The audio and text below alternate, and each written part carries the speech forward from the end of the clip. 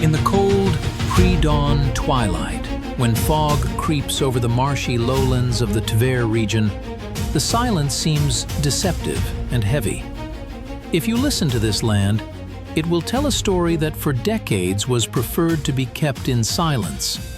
Here, among dense forests and inconspicuous villages, the earth is permeated with iron and memories so deeply that even after more than 80 years, metal detectors begin to sing their alarming song at every step. This is a place where time seems to have stopped in 42, frozen in an endless cycle of attacks and counterattacks.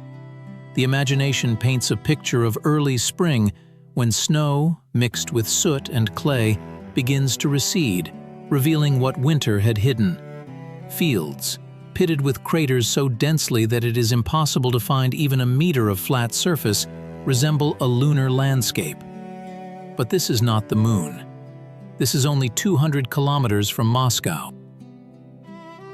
Here, in the vicinity of an ancient merchant town, a drama of such a scale unfolded that the human mind refuses to perceive the dry statistics, demanding their translation into the language of emotions and personal tragedies. We are entering territory that soldiers called the Rzhev meat grinder, although in official reports it was referred to only as local battles or the straightening of the front line. To understand why this particular point on the map became the center of attraction for the colossal forces of two totalitarian empires, we must go back to the beginning of 1942. The Battle of Moscow ended with the first major victory for the Soviet Union. The enemy was thrown back from the walls of the capital. The myth of the Wehrmacht's invincibility dissipated in the frosty air. Euphoria reigned at the Supreme High Command. It seemed that the German machine was broken, that one more decisive blow would be enough to shatter the front, and the occupiers would flee westward without looking back.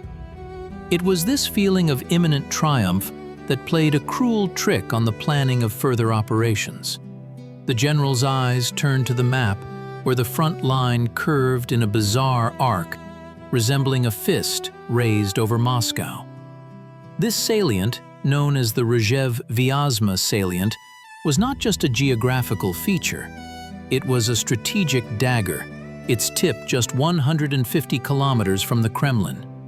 Inside this salient were major railway junctions, Rzhev and Vyazma, allowing the Germans to quickly transfer reserves and supply their armies. For the Soviet command, the elimination of this salient became an obsession, a top priority that could not be postponed. The logic of the Stavka was ironclad. As long as the Germans were in Rzhev, Moscow could not sleep soundly. Any spring offensive by the enemy from this position threatened a new encirclement of the capital. Therefore, the order was unequivocal: attack. Attack immediately, giving the enemy no respite, not waiting for full replenishment of reserves, exploiting the enemy's moment of confusion. However, what looked on the map like a logical encirclement operation turned into a nightmare on the ground. The terrain around Rzhev and Vyazma seemed designed for defense. Dense, impassable forests, numerous rivers and streams, vast swamps that do not freeze even in winter due to peat layers. There were almost no roads, and those routes that were called roads became traps for equipment and people during the thaw. Under these conditions, a series of operations began that stretched for more than a year, merging into one continuous, exhausting battle. The first act of this tragedy unfolded in the winter and spring of 1942. Soviet troops, emboldened by their success near Moscow, attempted to encircle the enemy.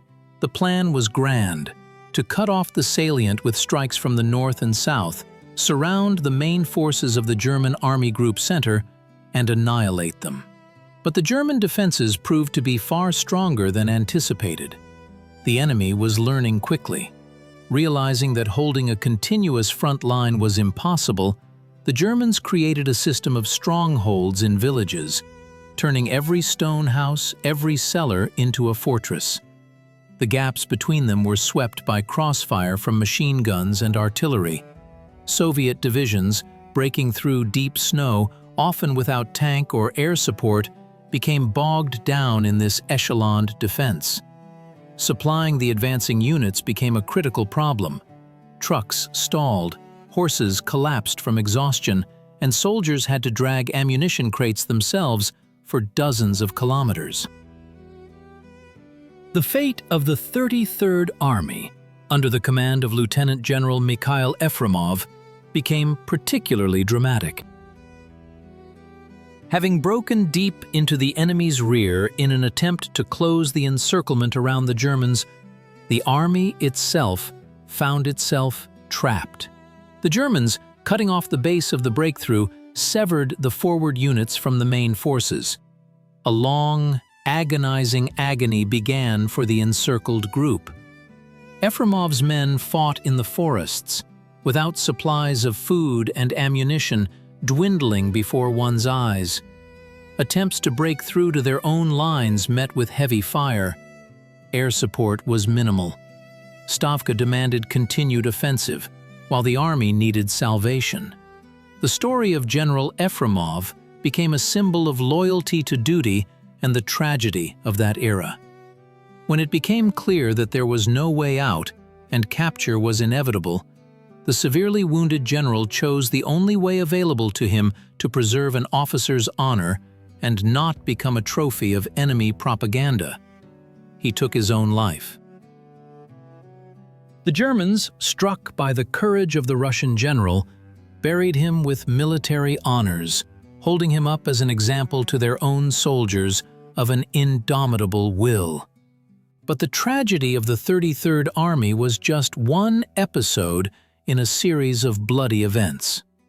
The entire year of 1942 was marked by incessant attempts to cut off the Rzhev salient. The external side of the conflict appeared as an endless clash of enormous masses of people and equipment. The Soviet side, possessing a numerical advantage, tried time and again to break through the defenses. The German side, led in this area by General Walter Model, demonstrated miracles of tactical flexibility. Model, who would later be called Hitler's fireman, honed his tactics of active defense precisely here. He did not sit in static defense, but constantly counterattacked, throwing reserves into the most dangerous places, creating local cauldrons for breakthrough Soviet units. This was a confrontation between two schools, two philosophies of war, where the price of an error was measured in thousands of lives. The internal layer of this conflict was even more intense. For Soviet soldiers and officers, Rzhev became synonymous with hopelessness and incredible self-sacrifice. In trenches filled with water, under incessant mortar fire, people lived for months. The psychological pressure was colossal. Unlike Stalingrad, where there was a clear goal, the Volga, beyond which there was no land, here, near Rzhev, the goal was often blurred. To capture a nameless height, to recapture a destroyed village, to advance 100 meters into the forest. And for these 100 meters, such a price had to be paid that the survivors' perception of reality was forever changed. Veterans recalled that the roar of artillery did not cease for days. The earth shook so much that it was impossible to write letters, and the smell of gunpowder and decay became a constant companion of existence. It was here that that special state of mind was born, when fear dulls, giving way to a cold determination to accomplish the task at any cost. On the other side of the front, German soldiers were also experiencing extreme tension. In their letters home, Rzhev was described as hell, a place where the Russians attacked wave after wave, regardless of losses, where it was impossible to relax for a second. German propaganda tried to present these battles as a heroic defense of the gates to Europe. But ordinary Wehrmacht soldiers understood that they were stuck in an endless labyrinth from which there was no easy way out. They saw their equipment melt away, how elite divisions turned into composite battle groups. The internal conflict of the German command lay in the need to hold this prestigious bridgehead, which absorbed all the reserves needed in other sectors of the front, especially in the south, where the offensive on the Caucasus and Stalingrad was developing. On a philosophical level, the Battle of Rzhev raises terrible questions about the nature of war and the price of victory. Here, two totalitarian systems clashed, for which man was often just a consumable, a resource to be spent to achieve a goal. But if one thinks deeper, it was precisely here that a paradox manifested itself. The seeming senselessness of frontal attacks had a hidden, deep meaning. Constant pressure on Army Group Center prevented the Germans from transferring their best divisions to Stalingrad. Rzhev, like a giant magnet, attracted German reserves. If these divisions had been on the banks of the Volga in the autumn of '42, the outcome of the entire war could have been different. Thus, the soldiers who died in the swamps near Rzhev, without knowing it, saved Stalingrad. This was a sacrifice whose greatness is realized only when looking at the global map of the war, but which remained an unbearable tragedy for each specific participant in the events. The summer of 1942 brought new trials. The ground dried up, allowing large tank formations to be brought into battle. The Rzhev-Sychevka offensive operation began. The Soviet command planned to break through the defenses with powerful strikes and finally connect the fronts. The artillery preparation was so dense that it seemed nothing living could survive in the German positions. However, the German defense was deep and well camouflaged. When Soviet tanks and infantry went on the attack, they met with heavy fire. Battles were fought for every meter. Villages changed hands several times a day, turning into piles of brick and ash. The fields around the cities of Rzhev and Zubtsov were strewn with knocked-out equipment. Fierce air battles unfolded in the sky. It was at this time that all the brutality of positional warfare manifested itself, when success was measured not by kilometers traveled, but by the number of exhausted enemy battalions. Autumn brought rains, and again turned the roads into impassable mud, but the intensity of the fighting did not subside. The culmination of the entire confrontation was brewing, which went down in history as Operation Mars. It was carried out synchronously with Operation Uranus, the counteroffensive near Stalingrad. Historians still argue about the true purpose of Mars. Was it an attempt at an independent breakthrough that ended in failure, or a brilliantly conceived diversionary operation designed to tie up German forces and prevent them from saving Paulus's army? Georgy Zhukov, who coordinated the actions of the fronts, strictly demanded the fulfillment of tasks. Troops were repeatedly thrown at fortified enemy positions. The losses were enormous. The valleys of the Vazuz and Oshuga rivers became places where entire corps lost combat effectiveness in a matter of days. But the strategic result was achieved. Not a single German division was removed from the central sector of the front to be sent south. Moreover, the Germans were forced to transfer their reserves from France and other parts of Europe to Rzhev. The transformation of the situation came unexpectedly for the ordinary soldiers, but logically from a strategic point of view. After the catastrophe at Stalingrad and the lifting of the siege of Leningrad, the general situation on the front changed. The Rzhev salient, which the Germans had held with such fanaticism, lost its significance as a bridgehead for an offensive on Moscow. Moreover, it became a dangerous trap. Holding such a long front line with a shortage of forces became impossible. the German command decided to carry out Operation Buffalo. This was a plan for an organized retreat, shortening the front line to free up divisions. In March 1943, the Germans began to secretly abandon their positions. It was a masterfully planned retreat. They mined everything: roads, houses, bridges, even abandoned household items. Only small rear guards were left, creating the illusion of presence by firing machine guns and launching flares. When Soviet scouts discovered that empty trenches lay before them, the pursuit began. But it was a movement through scorched earth. Rzhev, which the liberators entered on March 3, 1943, was a ghost of a city. Of the pre-war population of 56,000 people and tens of thousands of residents of the district, only a few hundred remained alive in the city, gathered by the Germans in one of the churches, which was also mined. Buildings were destroyed to their foundations. Streets were impassable due to rubble. The silence that hung over the city was more terrifying than the roar of cannon fire. It was a moment of truth, a victory that tasted like the bitterness of ash. The territory was liberated. The threat to Moscow was finally removed.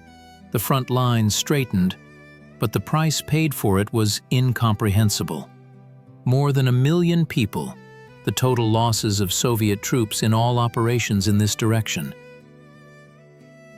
1 million fates, 1 million broken stories, 1 million families who received death notices or notifications of missing in action.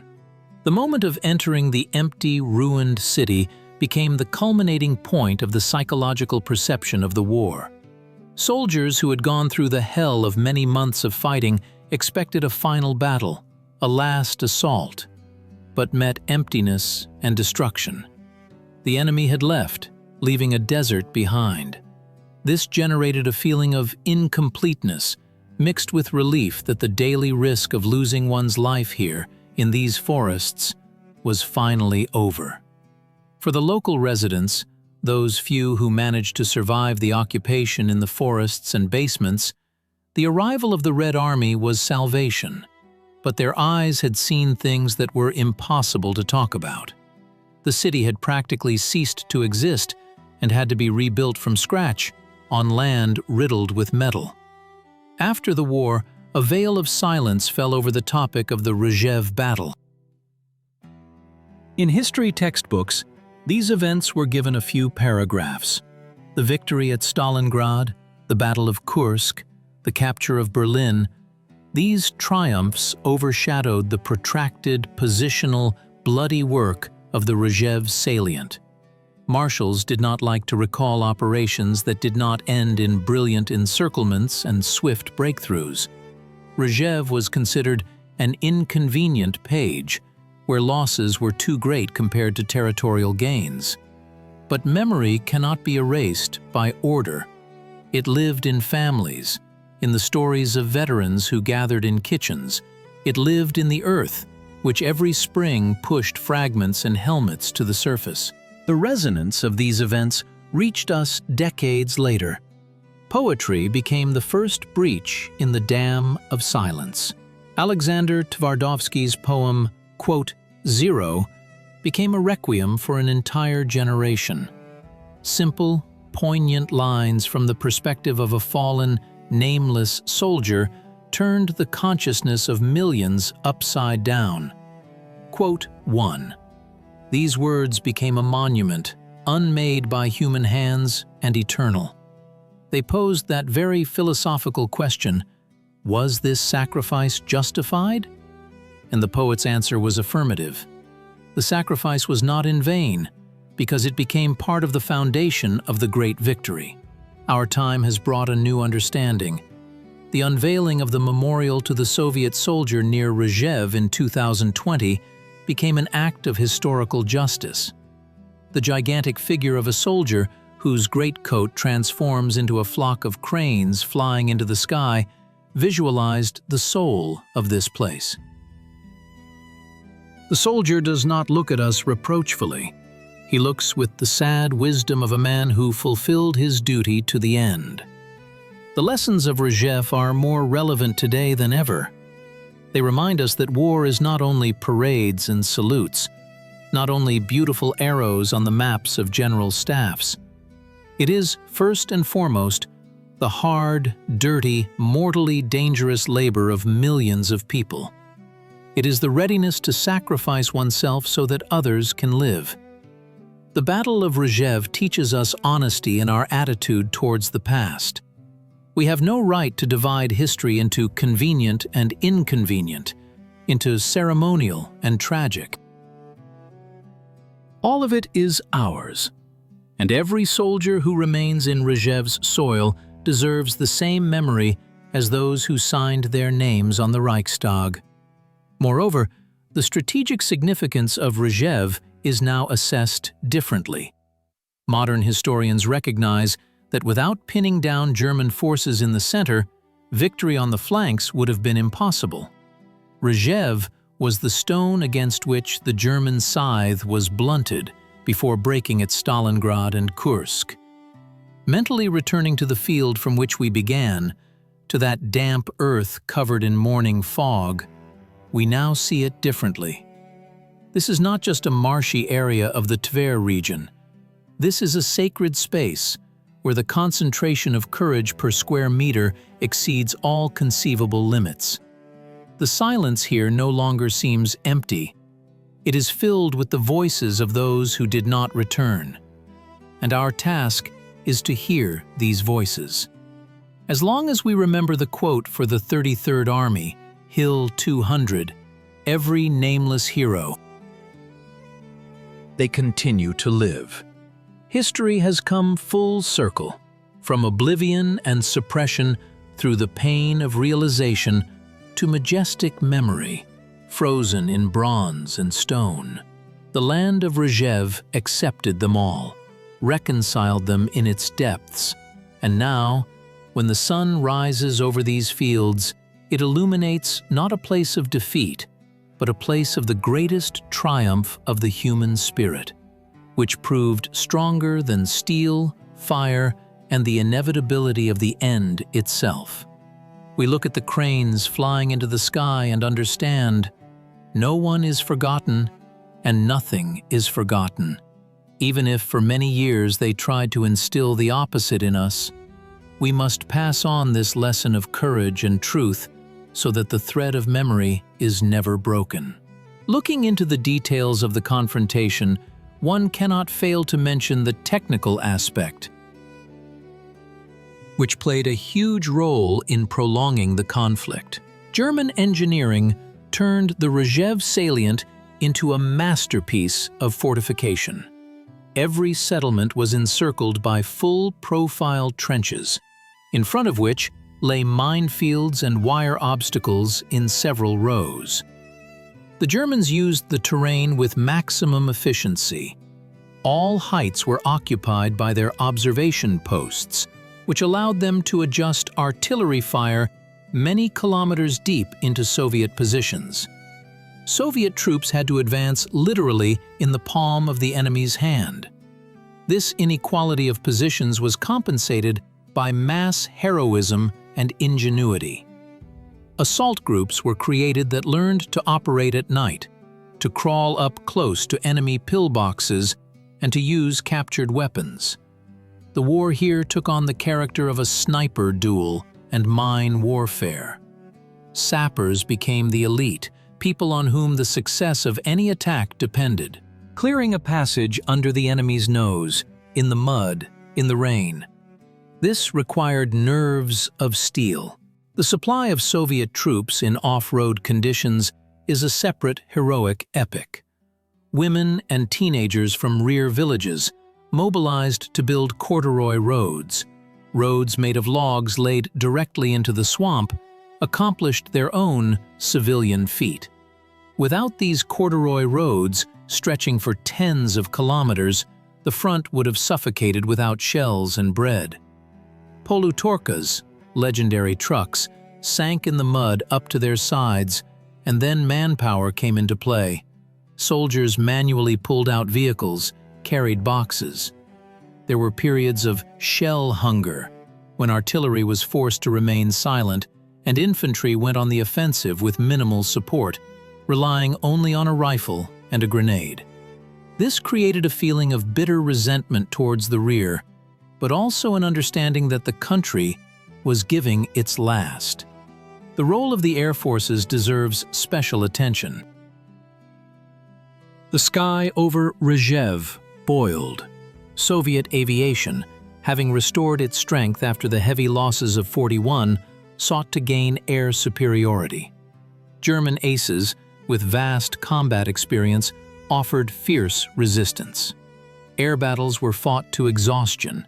Il-2 attack aircraft, nicknamed by the Germans Black Death or concrete bombers for their survivability, ironed out German trenches and vehicle columns. For pilots, flights in this area were extremely dangerous due to the high density of German anti-aircraft artillery. Aviation losses were great, but it was here that the cadres were forged who would later ensure a clear sky over Berlin. The feat of pilot Alexei Rzhev, who, having lost his legs, returned to duty, is closely connected with this section of the front. He was shot down precisely in the area of the Demyansk Pocket, geographically and strategically close to the described theater of operations. One cannot forget about the partisan movement.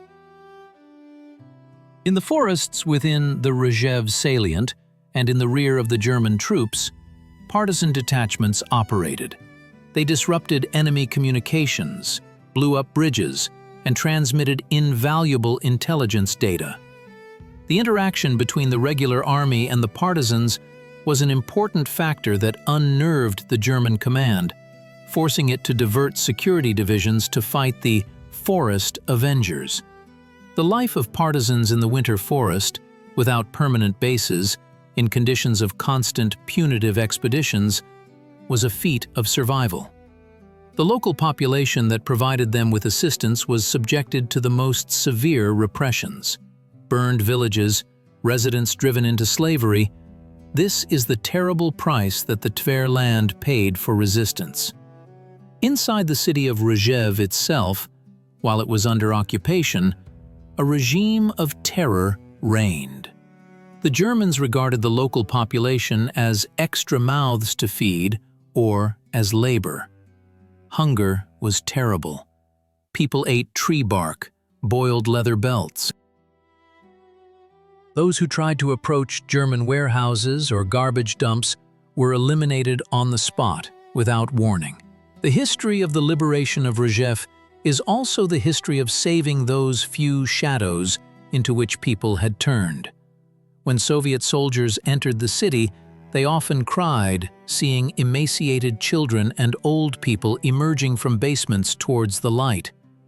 This sight imbued the troops with such fury towards the enemy that it did not require political officers to boost morale. The desire for retribution, the desire to put an end to the source of this evil, drove the troops forward, to the west. In the context of the interaction between commanders, the figure of Georgy Zhukov provokes the most debate. His harsh, authoritarian management style, his demand to carry out orders at any cost, are often criticized. His opponents point to unjustifiably high losses. His defenders, however, argue that under those conditions, against such a strong and skilled adversary, there was no other way.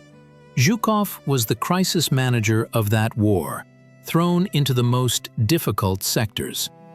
Near Rzhev, he faced a worthy opponent in the person of Walter Model. It was a chess match between two grand masters of war, where armies were the pieces. Model, a master of defense, skillfully parried blows, but his resources were not limitless either.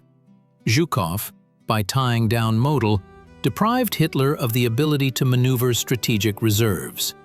This confrontation of characters, will, and intellect determined the course of events on the entire Soviet-German front. It is also worth noting the change in the tactics of Soviet troops during the battle. If, at the beginning of 1942, frontal attacks in dense chains predominated, by 1943 the Red Army had learned to act more flexibly. Assault groups began to be used, reconnaissance improved, and the interaction of different branches of service reached a new level. Commanders of regiments and divisions gained invaluable, albeit bloody, experience in managing combat in difficult conditions. Rzhev became a gigantic training ground, a school of war, through which hundreds of thousands of officers and soldiers passed. Those who survived near Rzhev were considered the most experienced and resilient fighters, capable of solving any task. They carried this experience further, all the way to Königsberg and Berlin, applying the skills of breaking through fortified defenses acquired in the Tver forests. Ultimately, the history of the Rzhev battle is a history of overcoming. Overcoming fear, overcoming the enemy's superiority in technology and tactics, overcoming inhuman living conditions. It is a story of how the future victory was forged from the chaos of defeats and heavy losses. Every nameless hillock, every overgrown trench in the forests near Rzhev is a line in the great book of the people's memory. And as long as we read this book, as long as we try to comprehend what happened, we maintain a connection with that generation that paid the highest price for our future. The modern view of these events is devoid of ideological husks. It is more humanistic. It places not arrows on a map at the center, but a man with a rifle, freezing in a trench, yet not abandoning his position. It is this man who is the main hero of the Rzhev battle, its essence and its pain. And it is to him that we bow today, standing at the foot of the majestic monument, where bronze and sky merge in a single impulse of memory and sorrow. Echoes of those battles are also heard in the fates of families.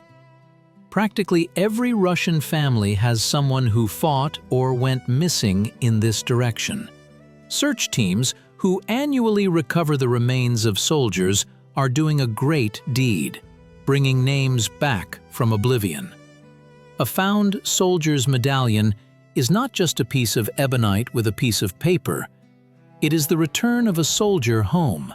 It is the closing of a gestalt for grandchildren and great-grandchildren who for decades did not know where to lay their heads. The work of the searchers connects the past and the present with a living thread, proving that the war is not over until the last soldier is buried. And in this context, the Rzhev battle continues, already as a battle for memory, for truth, for every name. This protracted, exhausting episode of the Great Patriotic War showed that victory is forged not only in brilliant breakthroughs, but also in hard, monotonous military labor, in the ability to endure and withstand a blow. The Rzhev salient was the anvil on which the hammer of the Red Army crushed the Wehrmacht, albeit slowly, albeit with sparks and shrapnel flying in all directions, but inexorably. The German machine, bogged down here, lost its tempo, its aggressive power, its offensive potential. And when in the spring of '43 the front moved west, it was the beginning of the end of the Third Reich, the beginning of a path that could no longer be stopped. The empty eye sockets of the windows of ruined Rzhev looked after the columns moving west as mute witnesses to the turning point that occurred not only on maps, but also in people's minds. We won not because it was easy, but despite everything, having gone through the hell of Rzhev and emerging from it with a scorched but living soul. Thus ends our story about one of the most tragic and heroic pages of our history. But it ends only on paper. In reality, the memory of Rzhev will live as long as our people live, as long as we are capable of empathy and pride, as long as we are able to appreciate the peaceful sky paid for at such a high price. And every time you drive past these places, it is worth slowing down, being silent for a minute, and mentally saying, "Thank you," to those who remained there forever, on eternal guard, protecting our peace from the depths of decades. Their feat is immortal as life itself which they defended. This land, saturated with blood and iron, is now overgrown with young forest. Nature heals the wounds inflicted by the war. Craters have turned into small lakes, trenches have smoothed out, dugouts have collapsed. But under a layer of moss and turf, shell casings, shrapnel, and helmets still lie. These are material witnesses that do not allow us to forget. And perhaps it is this combination of regenerating life and memory hidden in the earth that makes Rzhev such a special place of power. Here, death was defeated by life in the most direct, physical sense. Here it is proven that no aggressor, no matter what power he possesses, can break a people ready to stand to the end for their land. This is the main eternal lesson of Rzhev, which we carry with us into the future.